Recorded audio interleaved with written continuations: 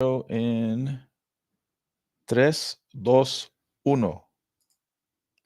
Hello, fellow degenerates. Welcome to the clubhouse. You keep mixing it up. I'm Are workshopping you it. self-conscious about? We're trying different things out. I think that one made sense. They can understand it. Uh, and I am a little bit worried about being coherent because, as we were talking about before we started recording, we're both pretty tired. I would have started the intro with, "What's up, you fucking degenerates?" We're doing like a Dirty Harry thing. Well, degenerates. What's up, you pieces of shit, degenerates? I want to be welcoming, like Okay. fellow degenerates. All right. This is a place you can congregate without judgment. Sure. I was gonna say a safe space, and then I was like, no, fuck that. Uh-uh. It's not. It's not safe. No. It's a kind of a dirty, messy space. Um, It's a lot cleaner. It's a lot more. It's a lot. I meant figuratively, not Oh. the actual literal space. You dickhead. Like you picked up, obviously. They're not coming into the room with us. That's not how podcasts Why work. not? And come to degenerates land. No. That clip out of context. Let's just move on. Okay. What I was trying to say is we were both pretty tired. Mhm. I think that intro pretty much sums it up. Mhm. What was going on with you? The elbow, man. The elbow's been bothering me. I made an appointment to see a doctor. Usually when I sleep with the compress, I wake up, okay. But Mhm. last night, like this thing was having me tossing. I didn't sleep with it. That and special lady friend came over yesterday. Oh, nice. Tired. Okay. You guys are up late reading comic books to each other? Yes. What comic did you read? No, we didn't read comic books. She actually brought over food and drinks, and it was like she she uh she for sure pampers me. It's kind of crazy. It's kind of crazy. It's very crazy. She's still trying to make up from that fucking white chicks comment. She's got that in her head. She's like, I'll show him. I mean, I laugh about it. Whatever. It is what it is. Uh, fair enough. Fair enough. What are you tired about, senor? I just couldn't say. I have you ever been like so tired and sore where you just can't fall asleep? Yeah. It's been a minute that I've had that happen to me, but yeah, Um, your body aches and it just like you can't find a comfortable position and you well, move and I'm on a weird roller coaster with that because a few days ago I poured a 20 4 foot long footer for a retaining wall, which involved lifting thousands of pounds of cement bags. uh-huh. And I was really, really tired from that. It was one of those deals where I just couldn't fall asleep. And then yesterday, I slept till noon, Whoa, that's awesome. which yeah was great. But then tonight, I couldn't, or this last past night, I couldn't fall asleep at all. So I was up till like 5 in the morning trying to fall Wow. asleep. Yeah, Holy shit. not great, not great. So I'm a little bit nervous because I had wanted to try another sort of improv segment, right? If you recall, we used to have a different version of Binge or Purge, which started with me. We called it new on Netflix. Yeah. And I was trying to, on the spot, come up with a Netflix type show and like outline the plot and the characters and the whole thing. And it was really, really, it was kind of like hit or miss or miss or miss. I was about to say hit or miss. You can add the extra misses. I'll let you. I It's think I yours. think maybe 30% of the time I would like listen back. I'm like, oh, that was pretty funny. And the other times I was just like, oh no, this is going on way too long and it became rambling and incoherent. It's a special skill that I for sure don't have Well, to be able to. it was also tough because usually with improv, it's at least two people Yeah. going back and forth. But it was just me trying to do the whole thing, which that's hard. Uh-huh. But I missed that element. So I wanted to try something different, which has an even higher degree of difficulty, but is going to be much shorter. Okay. Uh, and I'm workshopping names. Okay. I was gonna say freestyle poetry or freestyle Dr. Seuss. I like Dr. Seuss because that it does tend to take on a sort of Dr. Seussian quality. Uh-huh.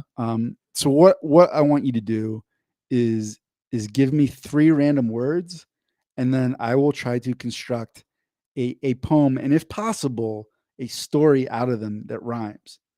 Sounds fucking hard, right? Good luck. I will need it. So here's the thing. I've done this before. I've been kind of like fucking around with this for the last couple of weeks, practicing. And this morning I used a random word generator that just gives you 3 words. And I went for about like 2.5 minutes where I was rhyming. The whole thing made sense. There were definitely some pauses. There were some spots where I'm kind of searching for the line, but it was actually pretty smooth. So I was like, all right, even though I'm really tired, I'm going to try this. And having said that, I expect this to be not quite a mitigated disaster, Okay. because I think it's really different when you're just fucking around, like kind of saying it softly to yourself versus trying to do it on a podcast. Sure.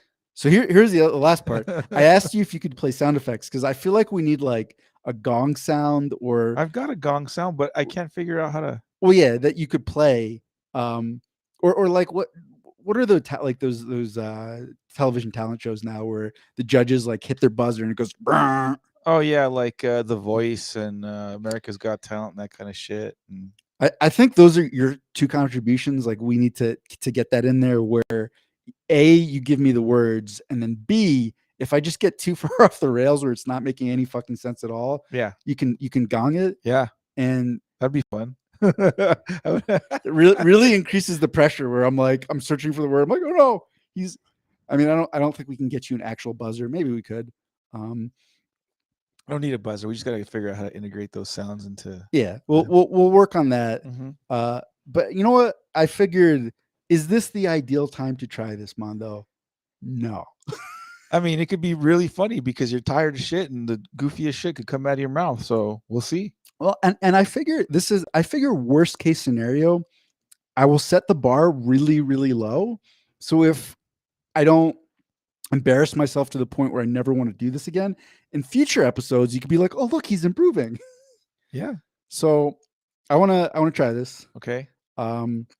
Having set all of that up, do not expect too much. But you know what? Who knows? Who knows, Mondo? So I need 3 random words. 3 random words. Yes. Sleepy.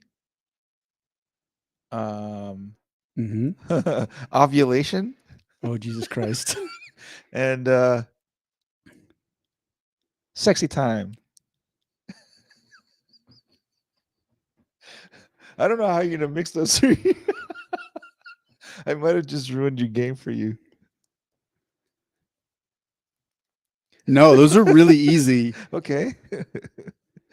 I want to hear it.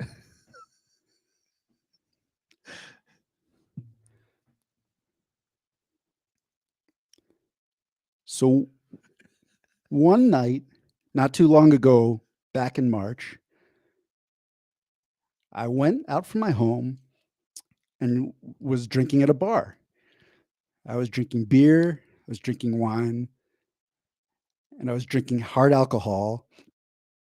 I was drinking fucking anything you see. I was drinking it all. And come midnight, I started feeling a little creepy. I caught myself staring at this hottie, and I could tell it was super creepy.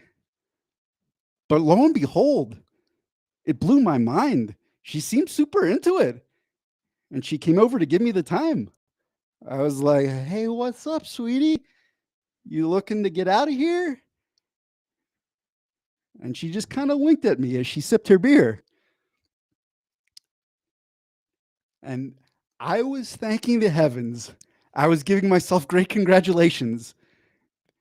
This is my day. But little did I know, she was in ovulation.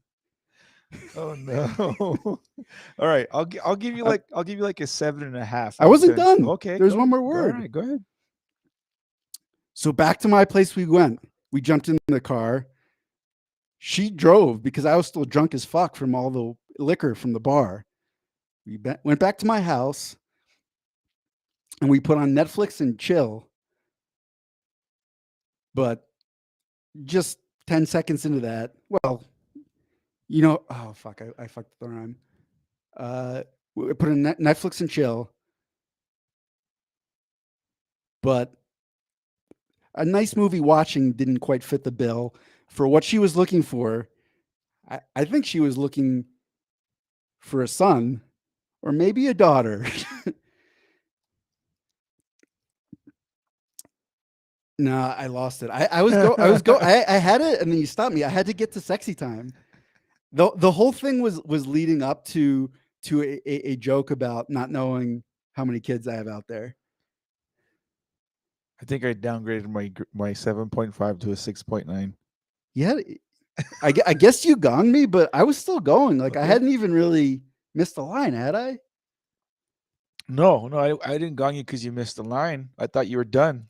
You forgot your third word.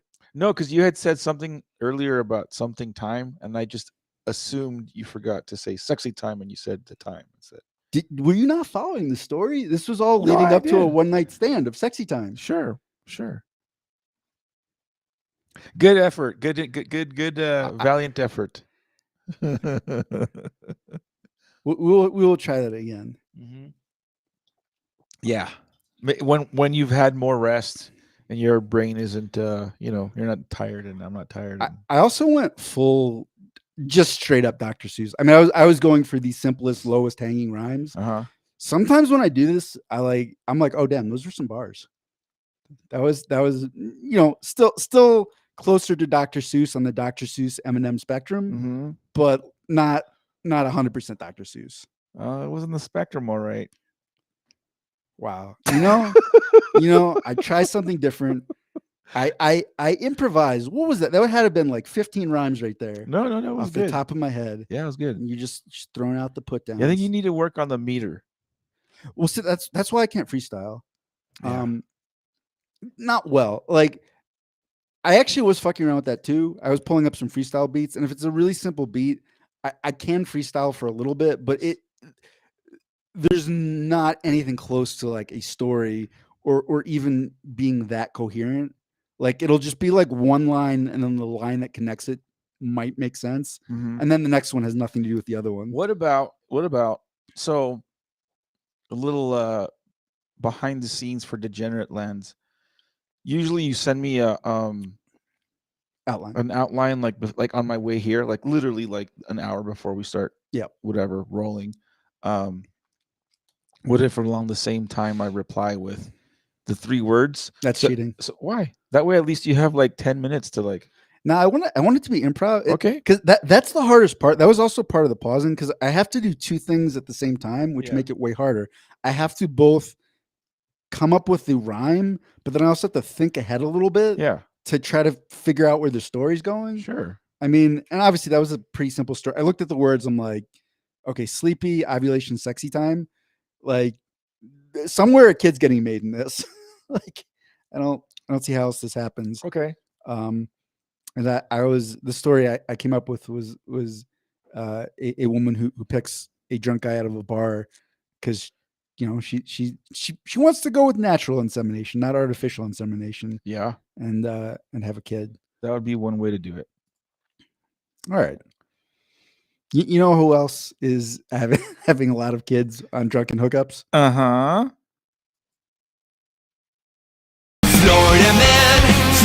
man, causing mayhem when he can. Driving drunk as a rule. Alligators in his pool, look out. Here comes the Florida man. Oh!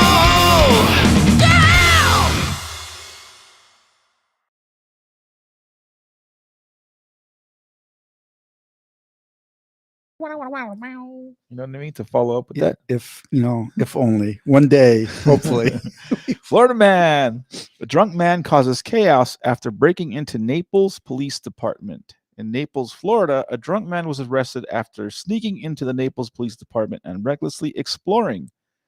Joseph Moulton, 36, jumped the fence of the south parking lot and went inside an unlocked patrol cruiser where he sat for a few minutes until he saw people come outside.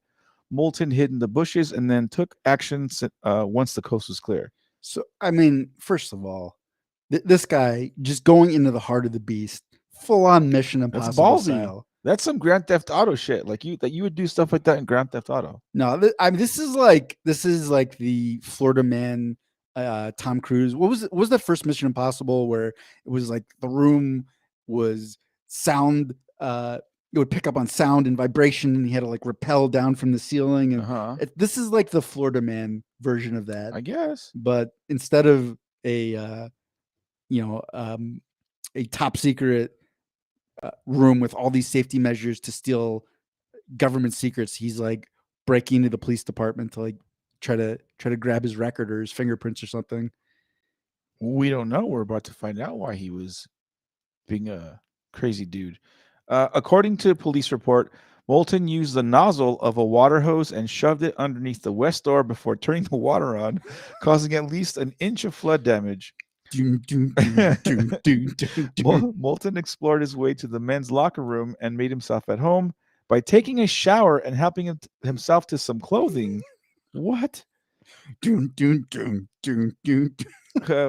Tyndall, who is a Naples resident, said Moulton was a very ballsy guy for causing trouble inside a police station. Okay, so first of all, this is hilarious because ballsy is in quotes. Yeah. Do you think the writer of this article realized what they're doing? Because they're like, one paragraph, he goes into the men's locker room and takes a shower, and then they're like, and he was a really ballsy guy. I don't know that the writer couldn't make those connections, but okay. I mean, this guy's testicles were dragging across the floor. Sure. They had to squeegee off the testicle marks from the showers to the floor. Moulton took a uniform shirt, pants, cap, and a bulletproof vest worth $900. The police report also describes that he defecated. Sorry, big difference. The police report also describes that he defecated on the woman's bathroom floor and dumped the police radio in the toilet. Da-na-na, wow. Da-na-na. It wasn't until Moulton made his way to the nearest 7-Eleven that police became aware of Moulton's actions. One employee called the police after finding Moulton suspicious and believed to be under the influence. So he made it out. Yeah. Like, do you think he was doing like barrel rolls to try to evade the security cameras, or is this just wanton destruction? This reminds me of the movie like Super Troopers, the original Super Troopers, where there's like only like the one cop working dispatch. And like the guy would like prank call, and all of a sudden, like all the other cops would leave the building. So it was basically down to the one cop at the station. Like that's the only way this guy could have pulled it off. Like Naples Police Department must be like like 4 people total, for him to be able to. Yeah, I think Naples is kind of a ritzy. Is it ritzy area? I don't know anything about that. Maybe place. not. Naples police were able to locate Moulton and arrest him. During his interview, he admitted to being under the influence and not recalling what he did. Moulton is being charged with grand theft and 2 counts of burglary. Naples police are not commenting on at the moment until they further investigation. Yeah, dude, that's some like it just seems like all he wanted to do was just be a degenerate, just a delinquent, just go in there and like fuck around with the police department. There was really he wasn't really trying to steal anything, I mean, except for a uniform and a bulletproof. It's just kind of cool to have. That's not. I mean, it wasn't like, oh, I really want this, armor, this bulletproof armored thing. It's just, hey, what can I? I mean, he obviously was like throwing. It's like a little kid when they get in a room or something they're not supposed to be in, and they're just exploring and fucking around. But this just took a Florida Man turn. Look, I'll have to say, after seeing his mugshot, there's a mugshot. This is not nearly as dark of a story as I expected it to be, because it's usually guys that look exactly like him that give me a little bit of pause, because I don't know about you, but when I see a bald white guy with a beard, there's certain behaviors that I associate with him. Okay. Where like I expected him to maybe steal a firearm and start shooting the police station, or And there's the I'm trying to. There's a friend of mine who called them the sunglass pickup truck mafia. There's all these fucking guys who have pickup trucks and like those like wraparound gas station sunglasses. And they take selfies. It's like all the same guy. Like they're like, I got my arsenal, and there's a gun rack in the back of the truck, and you don't fucking tread on my freedom, and I was like, oh, if one of those guys got drunk and wandered in a police station, good Lord, that could have turned out bad. But you know what? This guy wasn't. I don't think it was just alcohol. Like it couldn't. When have you ever been that drunk that you like do that much degenerate delinquent shit? Like this guy shat in the girls' floor of the bathroom, put walkie talkies or radios in the toilet. He tried to steal some shit. Like I don't know how fucked up I'd get. I don't think I would do that much. No, never to that. I told you the closest I ever came to that was walking home drunk from a bar, getting annoyed that a street was still under construction like 6 months later, and they had those big they're not cones, what are they called, like the barrels, like the orange barrels, and I just ran down the street shoulder charging all of them. Aaron, you don't give yourself enough credit. You also did we try to steal the trophy for the Olympics thing that you told. Oh, that right, story. there's that one. Yeah, and then there's That's true. There's a time where they moved the library to the upper quad area, and like you were climbing on top of the library. Oh yeah, I do like climbing things when I'm drunk. and there's been a number of things we've done. I've never well, but that the barrel one was the only time where I didn't destroy. I mean, those things are pretty sturdy, but I put some dents in them. Yeah. And I didn't break anything per Yeah. se. That's what I'm saying. Is I this just guy burgled something. This guy couldn't have been. It couldn't have been just alcohol. It had to have been a number of other Florida man type things. It could, though, it could have been just alcohol and one other Florida man type thing, which is called mental illness. True. There is a running thread of mental illness through all these stories. Oh, our brother Zach compelled to tell me on Thursday night that apparently there's a show. I don't know if it's on Netflix or something coming out pretty soon called Florida Man. Yeah, I don't know what it's supposed about. to be terrible. Okay. I mean, hey, they're stealing our idea, dude. You know what I mean? It's just the way that the Degenerates Clubhouse podcast like influences the world and the society. First, we have Two Bears, One Cave stealing our bit about. I was really disappointed. I was hoping it would be kind of like a dark comedy or what was that show, like My Name Is Earl? It wasn't a dark comedy, but kind of like about this sort of like Breaking Bad, but with completely incompetent, stupid people, and it's more of a comedy than just a straight drama. But let's see, the synopsis is: a disgraced cop is forced to return to his home state of Florida for a shady mission, only to get swept up in a treasure hunt. But it just doesn't ruined it. Boo, Netflix, you're fucking up. Moving on to the world of AskReddit. Reddit question number 1: what insult have your parents said that is stuck in your head as an adult? You want me to go first on this one? Yeah, go ahead.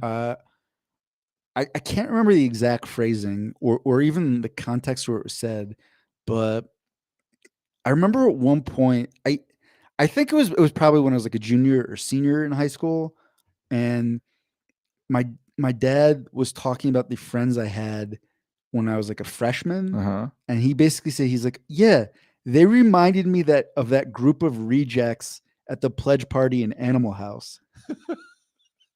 And I was like, what the fuck? What the fuck, Dad? Did he ever meet any of the Lancers? Yeah. What would he think about meeting guys like Damari and like, you know what I mean? Like those guys, like. I don't know. I mean, can you imagine like a room with your dad, Damari, Aaron Ellis, I don't know, let's say Frank Martinez, a couple, Eric Leiser. Good Lord. If you thought your high school friends were okay, all right. So we've already touched on some of our college stories, stealing trophies out of a foreign exchange student house and things like that. One of these stories, and this came up because my cousin, who is the son of my dad's brother, somehow got interested in Tiddlywinks. Like they play a lot of board games and stuff. Okay. Tiddlywinks apparently is a board game. Okay. I don't understand how it's played or the rules. Sure. And it came up, and my dad sent him an article about where him and his college buddies discovered like Tiddlywinks and were fucking around with it, and then like drove to some other college campus to enter a Tiddlywinks competition, even though they'd never played it. It's like, we're crazy. We Yeah. played in a rogue Tiddlywinks game. It's like, oh my God, Got it. you fucking, I mean, and you know what? On top of that, did they also, do cocaine and things like that? Sure. Did they, do you remember there was that miniseries called The 60s? Nope. There was a miniseries called The 60s. And at one point, there's a scene at Columbia University where the students like take over the school and like they barricade themselves in the administration building. And I was watching with my dad and he's like, that's bullshit. Like, that's not how he did it at all. And I was like, what? So I'm trying to give him a little bit more street cred. Yeah. But he was definitely less on the Animal House side of things. Yeah. And more on the, guys, wouldn't it be hilarious if we went and played Harvard and Tiddlywinks? Like, let's go TP that house. That'd be crazy. So I don't know what he would make. That was a long way of saying like I don't know what he would make of that unholy trio of degenerates. Yeah. So I was oddly enough, when you asked me this question, I was talking about this very same thing a couple days ago with somebody.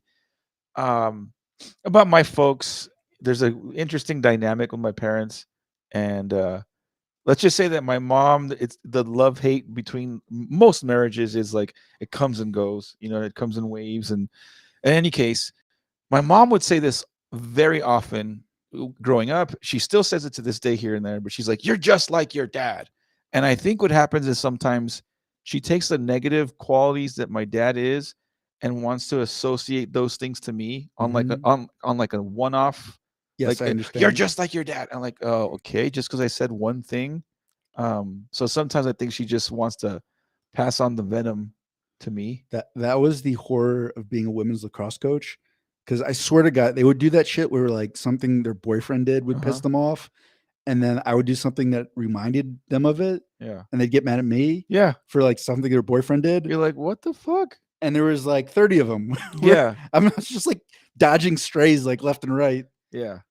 No, I've for sure I've got similarities with my dad, but I also have, just like all of us, we all take a little bit from my dad, a little bit from our mom, and we got both good and bad habits for both of our parents. But I think it's obviously when she says stuff like that, it's supposed to be an insult. It's not supposed to be like, oh, you're just like your dad, like a nice thing, like your dad was romantic. You're just like your dad, romantic. It's always like, you're just like your dad. You're, I don't know, you're stubborn or you're whatever it may be. You'd be like hardworking, reliable. Thank you, Mom. Thank you. I appreciate the compliment. Yeah. She's like, no. You're like, oh, just very, very, soft spoken and willing to listen to your problems. No, I appreciate that, Mom. Yeah. I got you. Yeah, they're never positive things. Dude, by the way, my Mondo, I don't know if this is too much, inside baseball family stuff, but my parents switched to separate bedrooms. Didn't they already have such separate beds or no? Well, no, not really. So they had adjustable beds, but they were like right next to each other. Oh. So they were in the same bed. It was functionally the same bed. It was just you could kind of like put the headrest up and down in different spots. Yeah, my parents haven't been in the same bedroom for probably like 10 plus years already.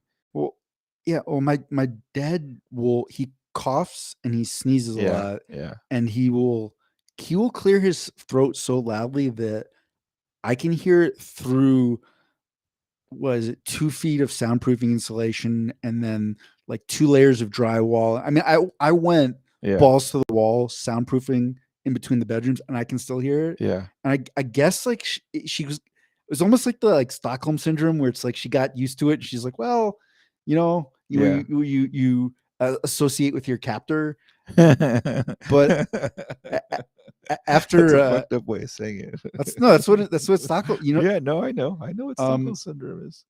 But like after the whole him getting us sick with a respiratory virus for 2 weeks thing, she was sleeping in the bedroom by herself, and she was like, "Oh, this is much nicer." Yeah, it's like fuck this. And I tried to I did check in with her. I'm like, Mom, do you realize that like in most cases in a marriage where that happens, it is kind of a big deal? And she's like, well, it's not. I just want to. I'm like, no, I understand. Like maybe not in your case, but do you get the sort of ramifications of that, and she was just like, "No, I just like to sleep better." I'm like, "Okay, all right, mom." Yeah. No, my folks have been doing it for 10 plus years, and And from the tenor of your question, it sounds like things are going swimmingly. if you were to visit my folks and just like be, if you were able to be a fly on the wall at my parents' place, Mhm. you could see it comes and goes. It's not always, it's not all bad. It's not all good either. It's this is ebb and flow shit. Um, anyway, let's see what some of the Redditors have had to say to that question. User Fapishi writes, "You're so annoying," said to me as a young kid while I was expressing enthusiasm over some new interest. Later, my father complains I never tell him anything. Okay. You're so annoying. I guess that's kind of shitty, especially when you're a kid. Like kids are supposed to be annoying. They got a lot of energy and they bounce around the walls and shit. User I look better than you writes, "My little brother was drowning. I tried to save him, but also almost drowned. We got rescued by a neighbor. My mom told me that they should have left me in the pond. I haven't spoken to her in many years. Wow, you basically your mom was saying you should have drowned. What the fuck?" Good Lord. Uh, you user user Silo Solo writes, "What did I do to deserve a fat kid?" Oh, fuck. That fucking sucks, dude. God, can you can you imagine yourself ever saying anything like that to your kids if they grow up a little heavy set? Like, That specifically, no. I'm would be certain I would say something not meaning it to be taken a certain way, and it would just leave all sorts of emotional scars down the oh line. yeah. uh, Last one I'll read. User something that I can't pronounce. Severgerskdickerson writes, "Dad, when I was about 10, if I kill you, I can make another one just like you and no one will notice." Jesus. Oh, fuck. Dark. No wonder people come out fucked up. Okay, I Jesus. guarantee I've heard that line somewhere, and that dad, I bet, I don't know if you read it or like, I don't think that dad heard it. I think he came up like, sorry, I don't think the dad came up with it. I think he heard it somewhere and thought it was funny, Yeah. and then it was like, like I repeated it to one of my friends, my kid, and I don't know why this made me think of it. I heard a comedian say a line where he was talking about a friend of his or something, and it was just the friend was acting like a Florida man, Uh-huh. and the line he's like, "Bud, you're just a whiter shade of trash," which is funny in the context of a Yeah. stand-up comedians thing, and it's because it's like you can't get white is there's no thing whiter than white. Yeah. So saying, I mean that's. But I heard that line and then I repeated it to a friend of mine, like out of context, and I could see the hurt in his eyes. Where I was like, Damn. "Ah, fuck, I kind of fucked up." That has, if you grow up if you raise your kids with if the household that your child is being raised in, you develop a good sense of humor where sarcasm is like constant, like always jabbing at each other. Then I could see someone saying like that, and then everyone laugh about it, ha ha ha ha, and then that kid develops like a good sense of humor and whatever. But Mhm. like when those shots come out of nowhere, like unexpected, and you're not in a household where sarcasm is a thing, Yeah. like those gotta sting. Like, what did they really mean it? Like, really are they trying to hurt me? What the fuck? All right, let's see if we can just squeeze this last one out real quick. What, the Reddit? Yeah. Oh, okay. The Reddit question number 2: You're given $1,000 cash every day. Now I get it. You're given $1,000 cash every day, but anytime you need to poop, you have to use a public restroom. Are you taking the $1,000? Why or why not? So Squeeze this one out real quick. yeah, no, that's where I was going with it 100%. I think the problem for me wouldn't necessarily even be pooping in public restrooms, because there's some really nice ones where I'd be like, whatever, this is fine. It would just be getting to it. Yeah. So I have to know a couple things. Like, first of all, like, does the woods count as a public restroom?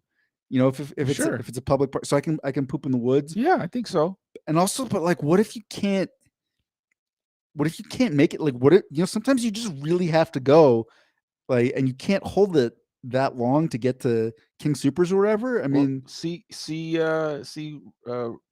reply A, response A. The wilderness counts as a public restroom. my neighbor's lawn counts Yeah, as a. sure. Finn would be so proud of me. He'd be Yeah. like, "Yes, you did it." Finally, I showed the human how to poop. And I guess the last question, because I was sort of reading the way it was phrased.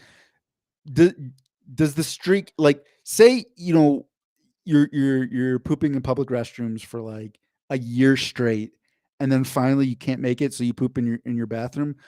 Do you like get sent to like toilet jail, or do you just stop getting $1,000 once your streak ends?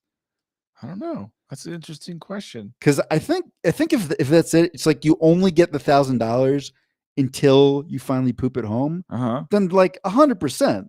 I'll just run that out as long as I can.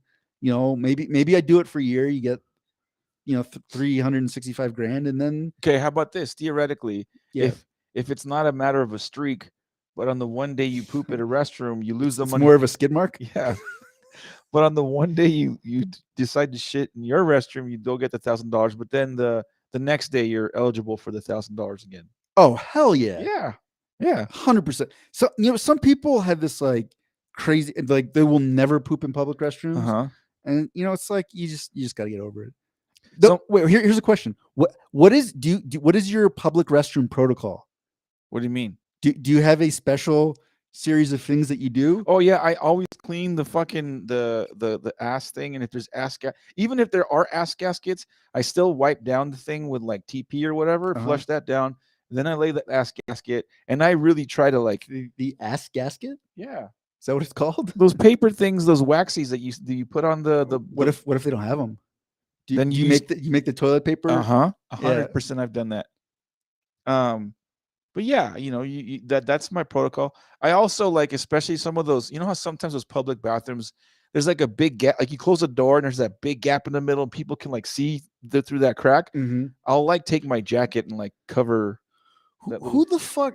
We have the worst designed public restrooms here. Yep. Like I can't remember where I was, but I went into a public restroom where it was kind of more European style, where like it's its own little room and there's just like a regular door that closes. And I was like, what? Why? Yeah. What was you? Because whoever designed it was a fucking perv. That's the only thing that makes it logical. Where it's like they're like, well, are you gonna put a lock on it? Yeah, but we want a lock where if you just lightly push with your hand, the door comes open. Yeah. And they're like, okay, but you're not gonna be able to see in. Oh no, of course not. Except for the huge gap in between the door and then maybe underneath. Yeah. You're like, what do Yeah. you mean underneath? I don't know. So my question on that is like, do restrooms at my workplace count as public restrooms? Because technically, those Yes. restrooms are also open to other employees, other customers that walk in and out. It's not like just my. What if it was? I'm sure you have like a front office area or where like if a customer comes in. So is there one that the customers would use, and then there's one in the back where only the employees would? So what you could only go in the ones that the customers would also use. That's fine, because sometimes what'll happen is the employee one will be preoccupied, so I go into the public ones and I'm like, I don't give a shit. I do give a shit, but like I don't care.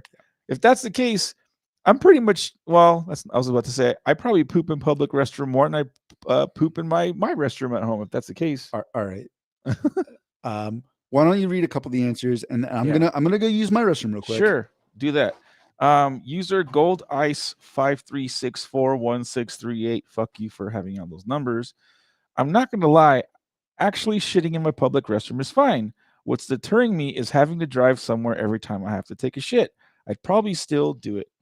Yeah, because if you're let's say you're in the middle of nowhere, you have to use either the gas station bathrooms, or you got to use like like Aaron said, somewhere in the wilderness, like driving from Denver to or from Colorado to LA. The few times I've done it, I like make point of like stopping at like just about I won't say some of the restrooms, just to, even if I don't have to go, I'll go just so that I could avoid having to do like a road dump. But I've done those too. So I carry TP in my truck. Reddit question number 2, answer number do. So user Paper Brilliant writes, yes, because my job is now shitting in public restrooms and I am incredibly well paid, so I'm going to do it well. I guess. Yeah, because if you think of it that way, you're making $1,000 a day, you're making $7,000 a week, you're making, $20,000 a month. Yeah, that's your full time job. You just get good at it. You just, you make note of good, clean public restrooms and which ones to avoid and which ones to keep going. Next one I'll read. Unique Ninja writes, is it optional each day or do I have to keep the streak alive? Kind of like what Aaron was asking. I do it either way. I'm sure I could come up with a system to make this less painful. And that was it. Oh, last one I'll read. User Enshaden writes, I'd poop in front of a live studio audience for $1,000 a day. So yeah, some people don't have shame, and if you gotta go, you gotta go. Who cares? Whatever. Dude, I think I've seen that show on Japanese television. Yeah, I've seen that in some porn. Oh, no, I haven't. All right, let us move on. We ran a little bit long with this. Yeah. Last segment for the day, we're gonna do probably a quick binge or purge review catch up on the show Disney's The Mandalorian. And when it has that Disney in front of it, it's got to be great. They're hit or miss. Aaron, they're like, that was very sarcastic. They're mostly miss, if you ask me. Yeah, there are a few. Yeah, I'd say they're more often than not. They're shows that they've Disneyfied. They've made too hokey, cartoony, happy, like kid friendly. I liked like Loki, all right. Mandalorian or not Mandalorian. Andor was one of my favorite shows of the whole year. And other than that, man, there hasn't been a lot. I thought Boba Fett was okay, had its moments, but The Mandalorian, maybe because it was like for me, maybe I missed one, but for me, this was one of the first like Disney Star Wars shows, and the way they started it was, especially season 1, was like it was almost like a sci-fi western, like he was supposed to be like a rogue bounty hunter type of deal. By season 3, which just wrapped up on Wednesday, I think, they've gone all over the place, and there's speculation that the titular name, the Mandalorian, was never supposed to be about Pedro Pascal's character. It's like supposed to be about this other character. I forget her goddamn name, but anyway. Well, I mean, and the other thing that changed was I think it was like the first several episodes were directed by Jon Favreau, and they felt very much the same. And I think probably even budget wise, they were a little bit better because they did have that kind of like gritty, like Western feel to it, like you're talking about. And then midway through the season, maybe not even quite midway, other directors started doing their own thing, and it went where I'm like, okay, now we've transitioned from a gritty Western into like the Muppets do Star Wars to like, so that was sort of an issue for me. It felt very, very uneven. To be fair, a lot of shows do that. Like the Game of Thrones did that. I know Walking Dead did that, where they would use different directors for every episode, but they tend to just stay more or less like linear, well, not linear, but like the style, the tone is more or less the same. Whereas like with the Mandalorian, it feels like, there's certain episodes that stand up more kind of like, oh, look, there's a bunch of puppeteer stuff going on. And like, I know like one episode was done by, or maybe a few, by Bryce Dallas Howard, if you know who she is. Yeah, Ron Howard's daughter. Ron Howard's daughter also. Who looks like the other chick. What's the other? Jessica Chastain. It's the same woman. Yeah, redheaded white girl.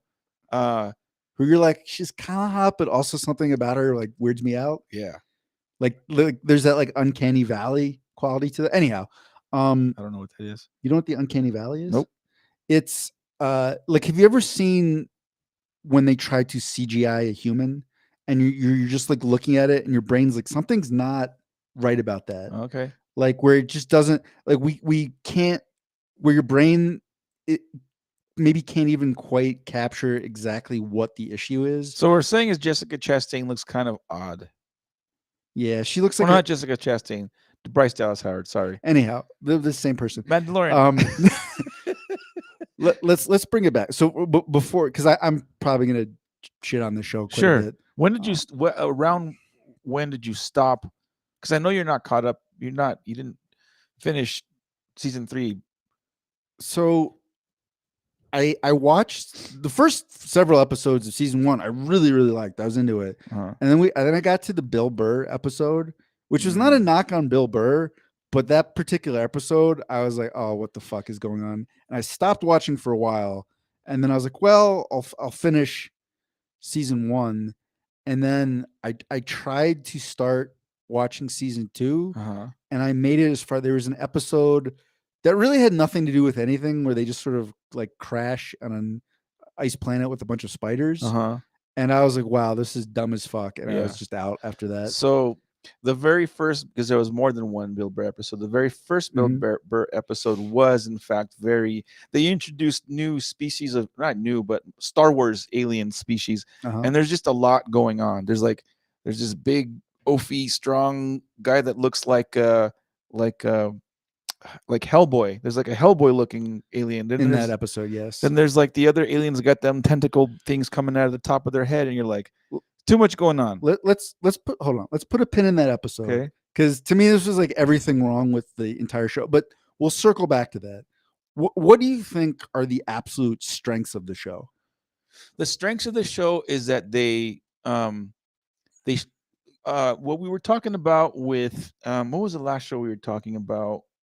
Ted Lasso? Ted Lasso. Oh yeah, so like in Ted Lasso, for example, you get a character, you get a certain character type, and you're like, that's who they are. And then you dig deeper, and there's more color to them. There's more behind the scenes of what makes this person. They do? In Ted Lasso? No, I know they do that in Ted Lasso. They do that in The Mandalorian? So in The Mandalorian, they do that with the Mandalorian as a race, as a culture, / religion. Like you see Boba Fett, right? You know who Boba Fett is, and Uh-huh. you see Mandalorian in the show, and you're like, you know who they are. You know what they've done, Uh-huh. but there's more to that culture, that religion, and you're like, Well, but they don't. Do they do that with the actual character? Because that would be a complaint of mine. Like, all the characters feel extremely one note to me. not a little bit with Din Djarin, which is a Pedro Pascal character. Yeah. But when they introduce Bo-Katan, they do a lot more. Which one was that? She's introduced in somewhere in season 2, and she's like in more of season 3. So that's what I'm saying is, like, when you first watch the first season of Mandalorian, you think it's the Mandalorian referring to Pedro Pascal. You think Mhm. that as the series is progressing. How could you not? Right. And as the series progresses, and they introduce more of the Mandalorian culture, you have other characters like, oh, they have some depth to them. Like, you want to know what's going on with, especially Bo-Katan. She's like this.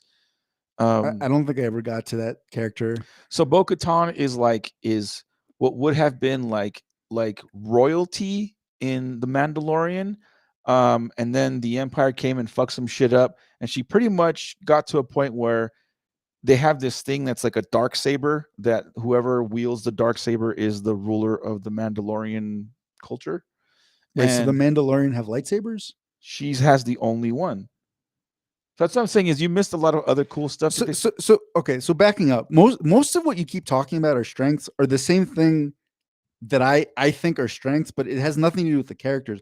I thought the lore surrounding the show was fucking awesome. Okay. Like the where they built it up as this sort of like quasi religion, like the Mandalorians, and like fighting, and they can't take off their armor, and what's it called, Beskar armor? Uh-huh. Like, how do they, like, remind me again, like, how do they build out their armor and improve it? Wasn't there some like whole? There's like a forge that's in part like a holy thing, Mhm. where they take this raw metal and forge it into different pieces and parts of their armor.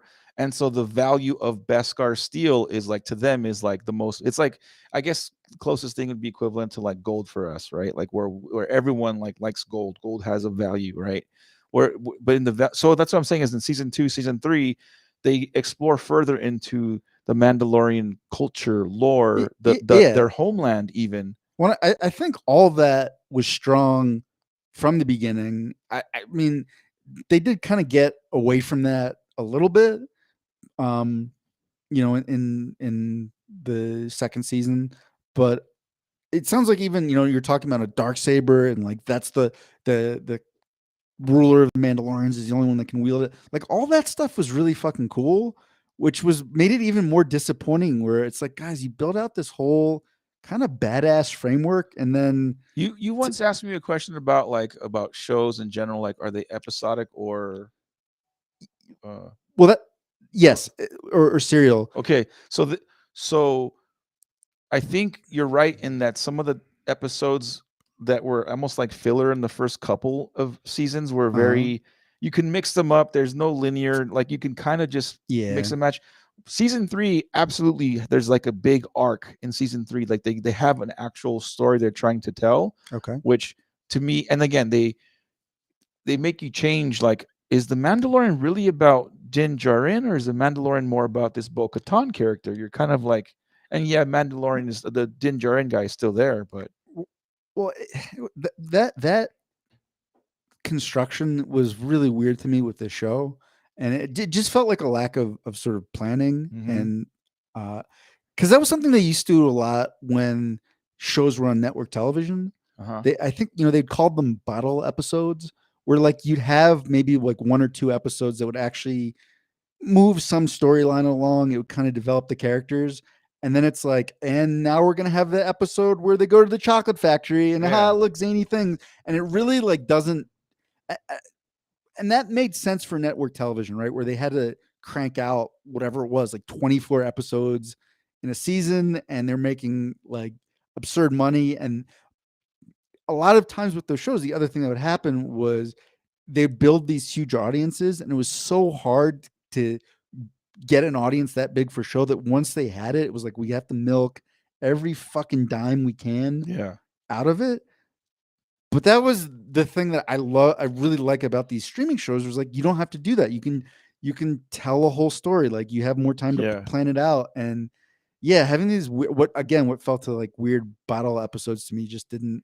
It just really kind of ruined the part of the experience. And then I would have to go back and rewatch. Not that I'm going to, but I would have to go back and rewatch all of season 3 again to say this for a fact. But season 3 feels like the entire thing was they were telling a story. It didn't feel like they're just kind of mixing in a filler, like you said, bottle episode. Like this one felt like there was stuff, there's progression made, be like for certain characters, story arcs.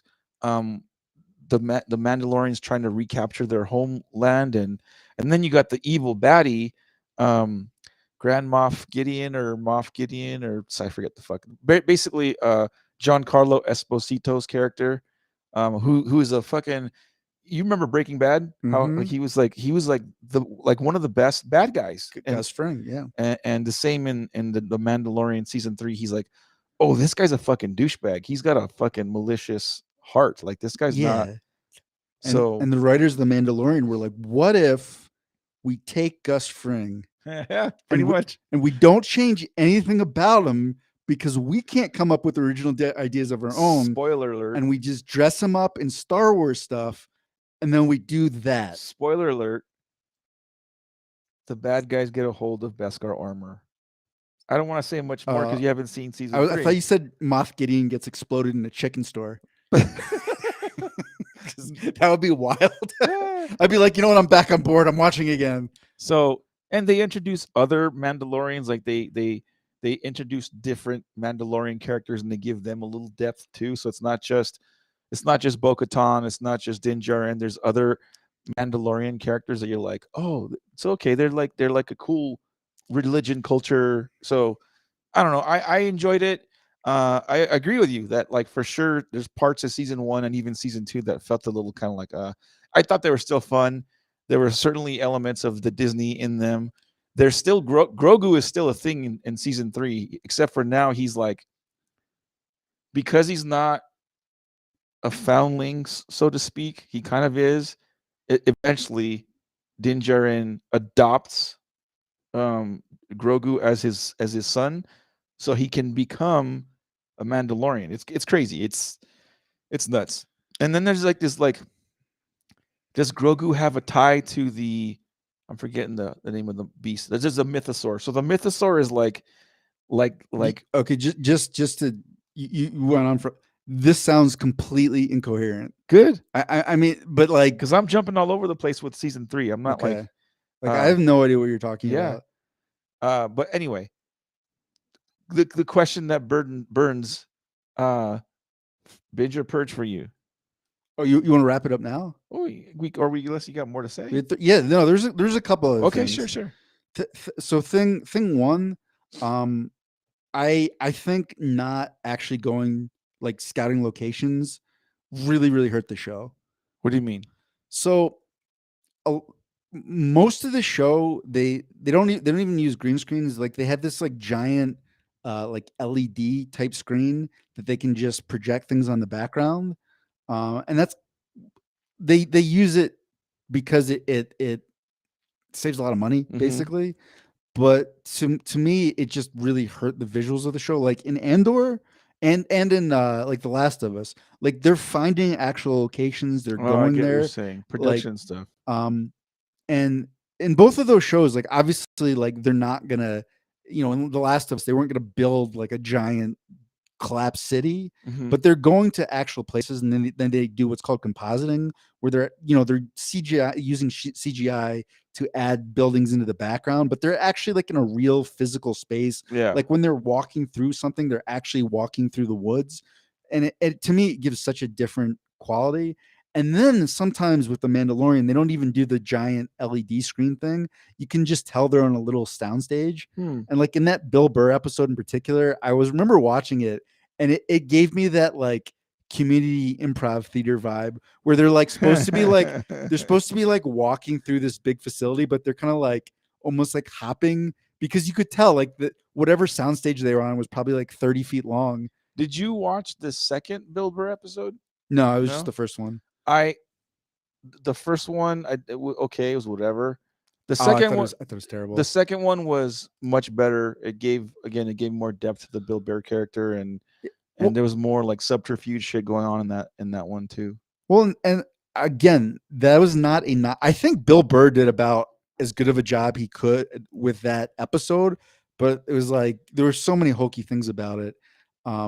But like as we found out, especially in Reservation Dogs, like he's a great actor. He's Yeah, really yeah. fucking good. In that one, he was really good. And so I do have some issues with the plot, often the writing, but one of the other things that is just always a little frustrating to me about the Mandalorian is like if some shows have like a little bit of plot armor, like it's like a thin leather breastplate of plot armor where okay, maybe the main character is going to be able to get through some tough situations a little bit easier than another character might.